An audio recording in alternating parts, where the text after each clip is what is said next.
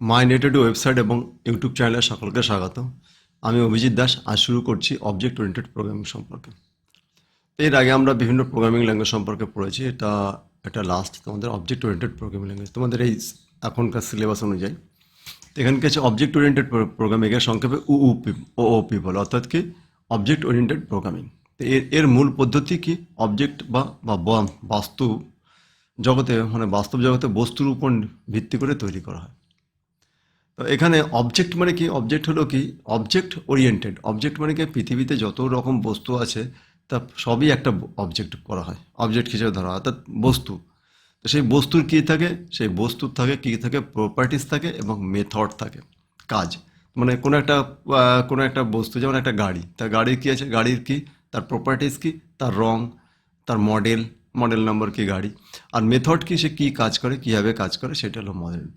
তো আমরা যখন প্রোগ্রামিং করব, এর আগে আমরা সিকোয়েন্সিয়াল স্ট্রাকচার্ড প্রোগ্রামিং আমরা পড়েছিলাম। সেখানে প্রোগ্রামকে বড় বড় প্রোগ্রামকে ছোট ছোট করে ভাগ করে তাকে বিভিন্ন মডিউল আকারে আমরা কাজ করে করে আমরা কোনো সফটওয়্যার তৈরি করেছিলাম। কিন্তু পরবর্তীকালে যখন দেখা হলো যে আমাদের সফটওয়্যার তৈরি করতে গেলে এরকম আমাদের প্রোগ্রামিং অনেক বড় হয়ে যাচ্ছে, তারপরে একে মেনটেন করাও একটু অসুবিধা, আর একই জিনিসের উপরে বারবার করে প্রোগ্রামিং করতে হয়। তো সেই জন্য পরবর্তীকালে চলে আসলো কি অবজেক্ট ওরিয়েন্টেড প্রোগ্রামিং। এখানে আমাদের যখন প্রোগ্রামিং করতে হবে তখন কি পার্টিকুলার নির্দিষ্ট কোনো একটা অবজেক্টকে আমরাকে আইডেন্টিফিকেশন করবো এবং সেই অবজেক্টের উপর বেস করে তারপরে কাজ করতে হবে। তো এখানে অবজেক্ট হিসেবে মনে করো, তোমরা ধরতে পারো, মনে করো তোমাদের একটা মোবাইল। আমরা যে অ্যামাজনে বা ফ্লিপকার্টে যদি মোবাইল কিনতে চাই, তো আমাদের সেখানে দেখানো হয়, তো মোবাইল সার্চ করে দেখো কয়েকশো মোবাইল বা কয়েক হাজার মোবাইল দেখাবে। তো এই হাজার মোবাইলের মধ্যে আমাদের কিন্তু কিন্তু এর প্রত্যেকটা মোবাইলের 80% ফিচার্স একই থাকে, প্রপার্টিজ একই থাকে, 80% প্রপার্টিজ একই থাকে, মেথডও প্রায় একই থাকে, কিন্তু একটু পদ্ধতি সামান্য কোম্পানি টু কোম্পানি সামান্য কিছু মডেল আলাদা থাকে। তো আমাকে যদি এই প্রত্যেকটা এরকম যদি মনে করো 1,00,000 মোবাইল থাকে, 1,00,000 মোবাইলের জন্য আলাদা আলাদা কোডিং করা খুবই অসুবিধার ব্যাপার, এবং সেটাকে মেনটেন করা আরও অসুবিধার ব্যাপার। শুধু কোড করলে হবে না, কিন্তু সেটাকে কোনো জিনিসকে মেনটেন করা আরও বেশি কঠিন কাজ। তো সেই জন্য অবজেক্ট ওরিয়েন্টেড তৈরি করা হলো যে আমাদেরকে যে কোনো একটা প্রোগ্রামিং করব এবং যে কোনো একটা অবজেক্টের উপর, একটা মোবাইলের উপর আমরা কী করব, কোডিং করব, এবং সেই যখনই আমরা আলাদা কোনো মোবাইলে আসবে, আলাদা কোনো ছোটো কিছু কোনো ফিচার্স চেঞ্জ থাকবে, তখন সেটাকে কল করে এনে তার থেকে কিছু বাদ দেবো এবং কিছু অ্যাড করব। তো এইভাবে যে প্রোগ্রাম করার যে কনসেপ্ট, এই কনসেপ্টটাকে বলা হচ্ছে অবজেক্ট ওরিয়েন্টেড প্রোগ্রামিং। অর্থাৎ কি আমাদের আচ্ছা, এরপর আমি আর একটু ভালো করে বোঝাচ্ছি। আগে আগে এর এর অপশানটা একটু বুঝে নাও, তারপরে আমাদের সেটা বোঝাচ্ছি। তো এখানে উপের মূল স্তম্ভ কি, ফোর পিলার কি, ইনক্যাপসুলেশন কি, এবং encapsulation, abstract, inheritance and polymorphism, এই চারটে এবং খুবই গুরুত্বপূর্ণ জিনিস, এগুলো মনে রাখবে এবং অবজেক্টিভ টাইপের প্রশ্ন এখানেই থাকবে, এবং এই চারটে জিনিস আমাদের কনসেপ্টটা তোমাদের ক্লিয়ার রাখা উচিত। ইনক্যাপসুলেশন মানে কি, আমরা ডেটা এবং মেথডকে একটি ইউনিটের মধ্যে রেখে, আটকে রেখে, যাতে বাইরে কেউ ডেটা নষ্ট করতে না পারে। অর্থাৎ কি তোমরা এর আগে যে অবজেক্ট বলছিলাম, তো এখানে আমরা অবজেক্ট ওরিয়েন্টেড প্রোগ্রামিং কি হয়, আমাদের স্ট্রাকচার প্রোগ্রামিং আমরা কি করছিলাম, স্ট্রাকচার প্রোগ্রামিং করছিলাম কি আমাদের বিভিন্ন কোড আর তার যে ডেটা আলাদা রাখছিলাম। এখন যদি তোমাদের এই কথাগুলো শুনলে একটু কেমন মনে হতে পারে, কারণ যদি তোমরা যদি প্রোগ্রামিং না করোনি সেই জন্যে। তো এটা ভাবে মনে রাখো যে আমরা যখন স্ট্রাকচার প্রোগ্রাম করি তখন আমরা কি প্রোগ্রাম কোডিং এবং তার যে কাজ করার পদ্ধতি, ফাংশন এবং তার ডেটা দুটো আলাদা রাখি। কিন্তু আমাদের অবজেক্ট ওরিয়েন্টেড প্রোগ্রামে ফাংশন এবং ডেটা একই সঙ্গে থাকে, এবং সেটাকে একটা একটা চাদরের মধ্যে মুড়ে দেওয়া হয়, ইনক্যাপসুলেশন, তাকে বলা হচ্ছে কি ইনক্যাপসুলেশন, এবং বাইরে থেকে সেটা যাতে কেউ নষ্ট না করতে পারে। জাস্ট লাইক আমরা অনেকটা বলতে পারি যে আমাদের মোবাইলের মতো, যেমন কি আমাদের মোবাইলের মধ্যে কী আছে, মোবাইলের মধ্যে আমাদের হার্ডওয়্যার আছে, সফটওয়্যার আছে, সব কিছু আছে, কিন্তু আমাদের উপর থেকে বলে দেওয়া আছে যে এটা এখানে ক্লিক করলে এটা হবে, এখানে ক্লিক করলে এটা হবে, এখানে ক্লিক করলে এটা হবে। আমরা শুধু এইটুকুই করতে পারি, কিন্তু এর ভিতরে কোনো হার্ডওয়্যার কী আছে, কোন হার্ডওয়্যার কীভাবে কাজ করছে, কার কোনটা কী আছে, আমরা সেই সম্পর্কে কিছু জানি না, এবং সেটা কিছু হস্তক্ষেপও করতে পারি না।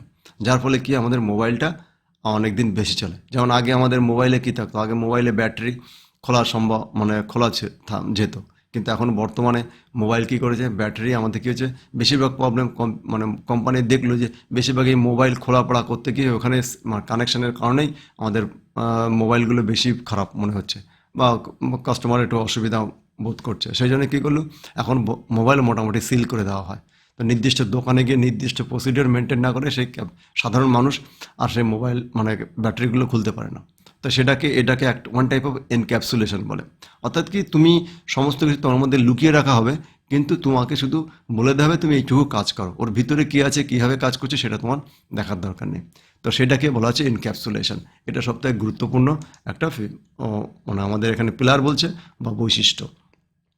তারপর আছে অ্যাবস্ট্রাকশন। অ্যাবস্ট্রাকশন মানে কি অপ্রয়োজনীয় ডিটেলস লুকিয়ে শুধুমাত্র প্রয়োজনীয় অংশটুকু দেখানো। অর্থাৎ কি এখানে সেই ইনক্যাপসুলেশনের রেশ ধরে এখানে আমাদের কি অ্যাবস্ট্রাকশন আসছে।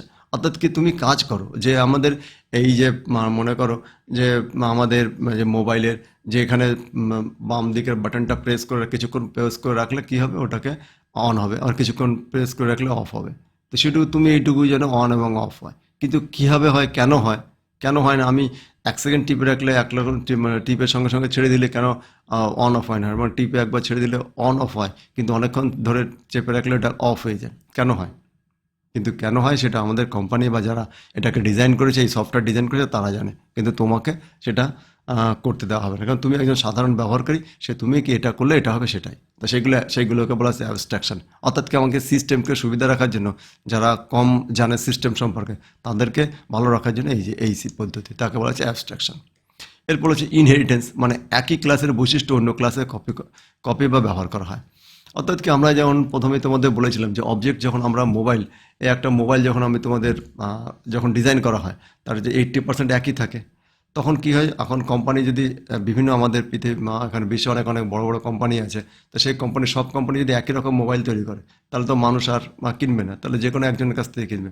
সেই জন্য আলাদা আলাদা কোম্পানি তার নিজস্ব ফিচার্সগুলোকে আলাদা রাখার জন্য কী করেছে, এই যে ইনহেরিটেন্স, অর্থাৎ কি যে মূল যে মোবাইল তৈরি করার যে মূল যে কনসেপ্ট সেটা কিন্তু একই থাকে, আর কি করে তার উপরে একজনের কোম্পানি একটা সামান্য নতুন কিছু ফিচার্স, কালার, তার বিভিন্ন কিছু অপশান, সফটওয়্যারের সামান্য কিছু পরিবর্তন করে সে নিজের কোম্পানি হিসেবে নিজের কোম্পানির নামে, মোবাইল নামে সেটা চালনা করে। অ্যাকচুয়ালি কি এটা হলো ইনহেরিটেন্স।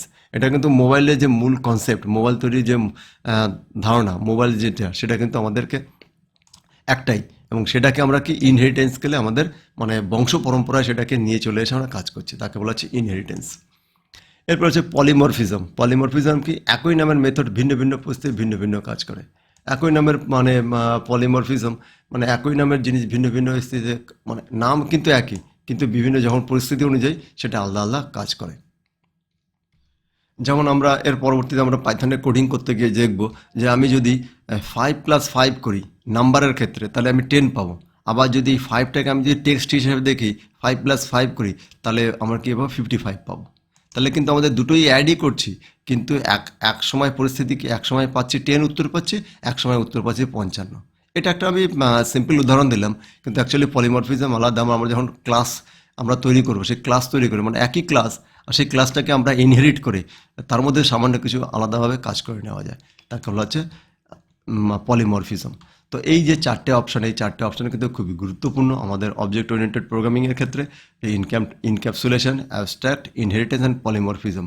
এবং এখানে যে সংক্ষিপ্ত ডেফিনেশনটা দেওয়া আছে তোমরা এটা মুখস্থ রাখবে, এবং আমার যতটা আমি জানি এখান থেকে মোটামুটি একটা প্রশ্ন থাকতে পারে, এবং থাকার সম্ভাবনা 80-90% থাকে এখান থেকে অবজেক্ট ওরিয়েন্টেড।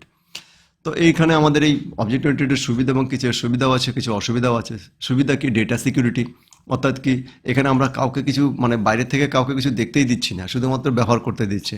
অর্থাৎ যার ফলে কি ডেটা সে অ্যাক্সেস করতে পারবে, কিন্তু সে কোনো কিছু চেঞ্জ করতে পারবে না। যেমন তোমরা এখানে মনে করে সিলেক্ট করো, তুমি যদি কিবোর্ড থেকে ডিলিট করো, কিন্তু এখানে ডিলিট হবে না। তো এই যে ব্যাপারটা, এটা একটা সিকিউরিটি। আমি তোমাদের এই ওয়েবসাইট তোমরা দেখতে পাচ্ছ, ওয়েবসাইটের তথ্যটা দেখতে পাচ্ছ, কিন্তু এর উপরে তুমি কোনো চেঞ্জ করতে পারছো না। এটা ওয়ান টাইপ অফ সিকিউরিটি বলা হচ্ছে।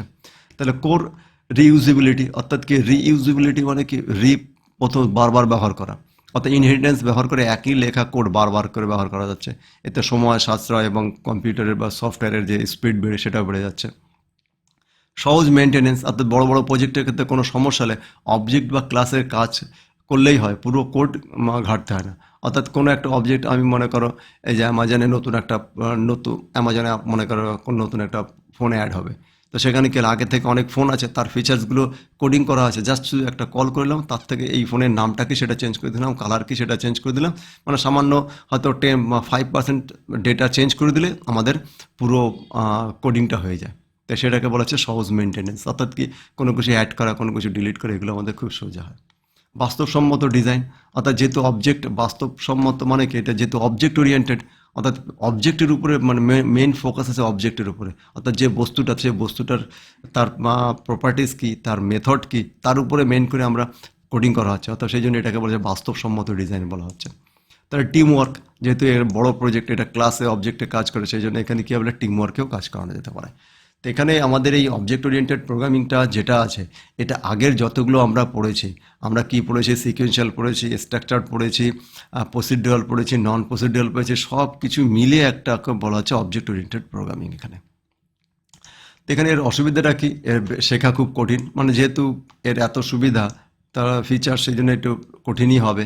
মেমোরি স্পিড, অর্থাৎ কে এখানে কী হচ্ছে, এখানে কিছু মেমোরি, এক্সট্রা মেমোরি তৈরি করে, মেমোরি লাগে, কারণ যেহেতু আমাদের সুন্দরভাবে মেনটেন করার জন্য, আলাদা আলাদা অবজেক্ট করার জন্য ছোটো ছোটো মডিউল তৈরি করে সেটাকে যখন কাজ করানো হচ্ছে, সেই জন্য একটু বেশি মেমোরি লাগে। অতিরিক্ত কোড, মানে ছোটো ছোটো কাজের জন্য, বড় কাজের জন্য কোড অনেক কম হয়ে যায়, কিন্তু ছোটো কাজের জন্য আমাদের মনে হয়, ছোটো কাজের জন্য মনে হয় জন্য অনেকটা বেশি কোড হয়ে গেল, অনেক সময় হতে পারে, এটা স্বাভাবিক ব্যাপার। যেমন বড় কাজের জন্য সেই কাজ একই জিনিস দিয়ে যদি করতে হয়, তাহলে ছোটো কাজের ক্ষেত্রে সেই একই প্রসিডিওর মেনটেন করে কাজ করতে হবে, সেই জন্য।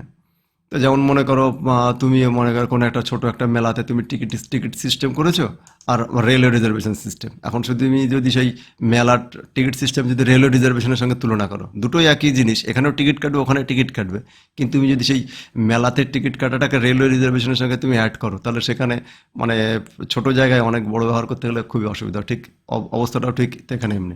ছোটো কাজের ক্ষেত্রে অবজেক্ট ওরিয়েন্টেড বেশি সুবিধার নয়, কিন্তু বড় বড় ক্ষেত্রে এটাকে অনেক সুবিধা দেয়।